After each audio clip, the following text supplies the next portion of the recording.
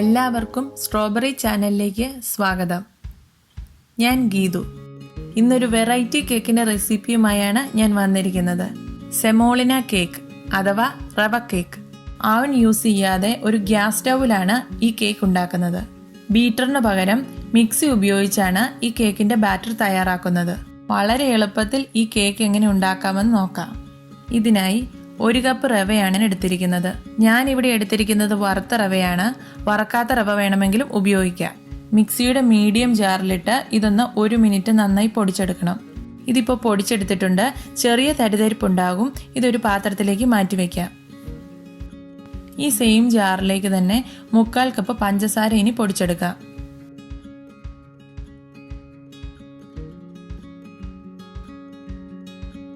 ഇതും ഒരു പാത്രത്തിലേക്ക് മാറ്റിവെക്കാം. ഈ 1/4 കപ്പ് പഞ്ചസാര പൊടിച്ചാൽ 1 കപ്പ് പൗഡർഡ് ഷുഗർ കിട്ടും. ഈ കേക്കിനായി 4 മുട്ടയാണ് ഞാൻ എടുത്തിരിക്കുന്നത്. ഇവ 4ഉം മിക്സിയുടെ വലിയ ജാറിലേക്ക് ചേർക്കുന്നു. ഇതിലേക്ക് 1 ടീസ്പൂൺ വാനില എസൻസ് കൂടി ചേർത്ത് മിക്സിയിൽ 1 മിനിറ്റ് ഒന്ന് നന്നായി അടിച്ചെടുക്കാം.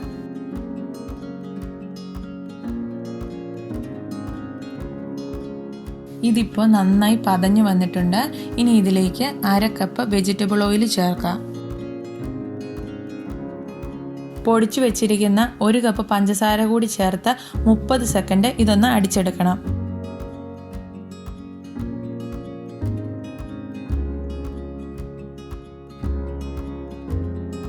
ഇതിപ്പോൾ ക്രീം പരുവത്തിലായിട്ടുണ്ട്. ഇതിലേക്ക് പൊടിച്ചു വെച്ചിരിക്കുന്ന റവ ചേർക്കാം. ആദ്യം നമുക്ക് പകുതി റവ ചേർക്കാം. ഇത് അടിച്ചെടുക്കേണ്ട കാര്യമില്ല. ജസ്റ്റ് ഒന്ന് വിപ്പ് ചെയ്തെടുത്താൽ മതി. 2-3 പ്രാവശ്യം ഒന്ന് വിപ്പ് ചെയ്യാം. ഇനി ഇതിലേക്ക് ബാക്കി റവ കൂടി ചേർത്ത് 2-3 പ്രാവശ്യം കൂടി വിപ്പ് ചെയ്തെടുക്കാം.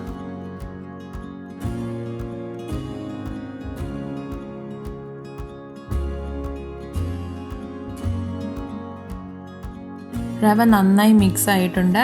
ഇതിനി ഒരു പാത്രത്തിലേക്ക് മാറ്റി 1 മണിക്കൂർ ഒന്ന് റെസ്റ്റ് ചെയ്യാൻ വെക്കാം.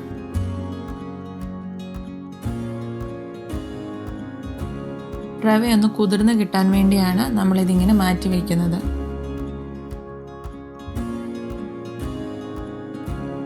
ഈ സമയത്ത് കേക്ക് ബേക്ക് ചെയ്യാനുള്ള സോസ് പാൻ തയ്യാറാക്കി വയ്ക്കാം.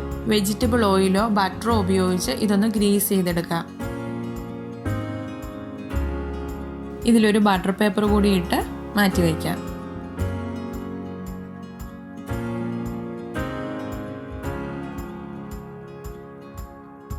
ഈ കേക്ക് ബാറ്ററിലേക്ക് ബേക്കിംഗ് സോഡയും ബേക്കിംഗ് പൗഡറുമാണ് ഇനി ചേർക്കാനുള്ളത്. അതിനായി റൂം ടെമ്പറേച്ചറിലുള്ള 2 ടേബിൾ സ്പൂൺ പാലെടുക്കുന്നു. ഇതിലേക്ക് 1/4 ടീസ്പൂൺ ബേക്കിംഗ് സോഡയും 1 ടീസ്പൂൺ ബേക്കിംഗ് പൗഡറും ചേർക്കാം. ഇത് നന്നായി ഒന്ന് മിക്സ് ചെയ്തെടുക്കണം. ബേക്കിംഗ് പൗഡർ ചേർക്കുമ്പോൾ പാല് നന്നായി ഒന്ന് പതഞ്ഞു വരും. ഇവ ഡയറക്റ്റായി ബാറ്ററി ചേർത്താൽ ഈവനായി മിക്സ് ആവില്ല. അതുകൊണ്ടാണ് നമ്മൾ പാലിൽ ചേർത്ത് യോജിപ്പിക്കുന്നത്. ഇനി ഇത് കേക്ക് ബാറ്ററിലേക്ക് ഒഴിച്ച് മിക്സ് ചെയ്തെടുക്കുക. ഇതിപ്പോൾ 1 മണിക്കൂർ കഴിഞ്ഞിട്ടുണ്ട്. റവ നന്നായി കുതിർന്നിട്ടുണ്ട്.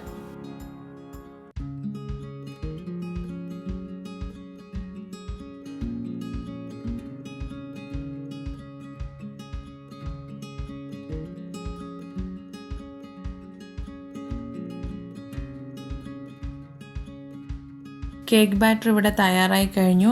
ഇനി ഇത് ഗ്രീസ് ചെയ്ത് വെച്ചിരിക്കുന്ന സോസ് പാനിലേക്ക് ഒഴിച്ചു കൊടുക്കാം.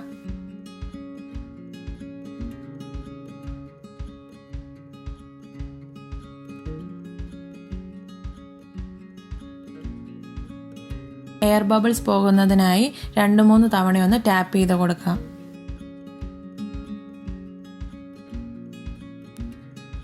ഇനി ഇതൊരു അലുമിനിയം ഫോയിൽ വെച്ച് കവർ ചെയ്യണം. ഇതിനു മുകളിലായി സോസ് പാൻ്റെ ലിഡ് വയ്ക്കുന്നു. എൻ്റെ സോസ് പാൻ്റെ ലിഡ് ഫ്ലാറ്റ് ലിഡ് അല്ലാത്തതുകൊണ്ട് ആവി വെള്ളം കേക്കിൻ്റെ സെൻറ്ററിൽ കൂടുതലായി വീഴും. ഇത് ഒഴിവാക്കാനാണ് ഒരു അലുമിനിയം ഫോയിൽ കൊണ്ട് ഞാൻ കവർ ചെയ്തിരിക്കുന്നത്. ആവി പുറത്തു പോകുന്നതിനായി ചെറിയൊരു ഹോൾ ഇട്ട് കൊടുക്കണം. ഇനി ഇത് ബേക്ക് ചെയ്യുന്നതിനായി ഡയറക്റ്റായി ഗ്യാസ് സ്റ്റൗവിലേക്ക് തന്നെ വയ്ക്കാം. ഫ്ലെയിം എപ്പോഴും ലോ ഫ്ലെയിമിൽ തന്നെ ആയിരിക്കണം. 30 തൊട്ട് 40 മിനിറ്റ് വരെ എടുക്കാം ഇത് പാകത്തിന് ബേക്കായി വരാൻ. അത് ഓരോരുത്തരുടെയും ബർണറിൻ്റെ സൈസ് അനുസരിച്ച് മാറും. ഇപ്പോൾ 35 മിനിറ്റ് കഴിഞ്ഞിട്ടുണ്ട്. കേക്ക് ബേക്ക് ആയോ എന്നൊന്ന് നോക്കാം. ഒരു ടൂത്ത് പിക്ക് വെച്ച് കേക്കിൻ്റെ സെൻറ്ററിലൊന്ന് കുത്തി നോക്കാം. ഇത് നല്ല ക്ലീൻ ആയിട്ട് തന്നെ വന്നിട്ടുണ്ട്. അതായത് കേക്ക് ബേക്കായി കഴിഞ്ഞു. ഇത് നന്നായി തണുത്തതിന് ശേഷം മാത്രമേ സോസ് പാനിൽ നിന്ന് മാറ്റാവൂ. അങ്ങനെ നമ്മുടെ കേക്ക് പെർഫെക്റ്റായി തന്നെ ബേക്കായി വന്നിട്ടുണ്ട്.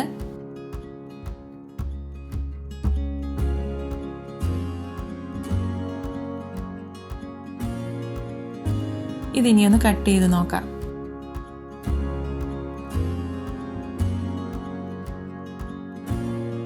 നല്ല സോഫ്റ്റായി തന്നെയാണ് ഇരിക്കുന്നത്. നല്ല രുചിയുള്ള നല്ല കേക്കാണ്. നിങ്ങൾ എല്ലാവരും ഇത് ട്രൈ ചെയ്ത് നോക്കണം. എന്നിട്ട് നിങ്ങളുടെ അഭിപ്രായങ്ങളൊക്കെ അറിയിക്കണം. അതുപോലെ തന്നെ നിങ്ങൾ ഇതുവരെ ഈ ചാനൽ സബ്സ്ക്രൈബ് ചെയ്തിട്ടില്ലെങ്കിൽ സബ്സ്ക്രൈബ് ചെയ്യാനും മറക്കരുത്. Thank you for watching. പുതിയ വീഡിയോയുമായി ഉടൻ കാണാം. Bye bye.